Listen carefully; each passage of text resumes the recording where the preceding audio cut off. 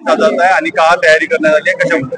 सर्वप्रथम तर विश्वाला शांती प्रीती मैत्रीचा संदेश देणारे महाकारुणिक तथागत बुद्ध, भारतीय राज्यघटनेचे शिल्पकार परमपूज्य बोधिसत्व महामानव डॉक्टर बाबासाहेब आंबेडकर यांच्या स्मृतीस मी त्रिवार अभिवादन करतो। जसं की आपल्या सर्वांना माहीतच आहे, दरवर्षी 15 आणि 16 ऑक्टोबरला धम्मचक्र अनुप्रवर्तन सोहळा हा मोठ्या उत्साहाने मोठ्या ऊर्जेने या दीक्षाभूमी चंद्रपूरवर साजरा होत असतो। यावर्षी सुद्धा अतिशय चांगलं या कार्यक्रमाचं नियोजन केलेलं आहे। 69व्या धम्मचक्र अनुप्रवर्तन दिनानिमित्त देश विदेशातून भंतेगण इथे आलेले आहेत, मोठमोठे वक्ते इथे आलेले आहेत। धम्माचा प्रचार आणि प्रसार या भूमीवरून होऊन राहिलेला आहे।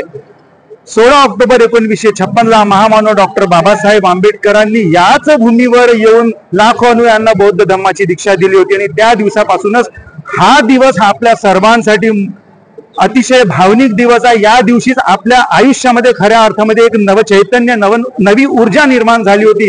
हा दिवस साजरा करण्याकरिता, हा सोहळा साजरा करण्याकरिता दीक्षाभूमी चंद्रपूर व doctor Babasaheb Ambedkar memorial society दरवर्षी अतिशय उत्तम नियोजन करत असते।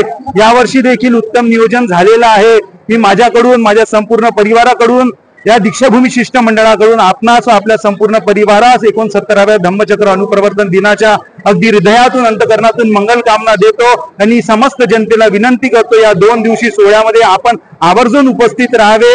या सोहळ्याला आपण नक्कीच हजेरी लावावी अशी मी विनंती करतो। धन्यवाद। जय भीम।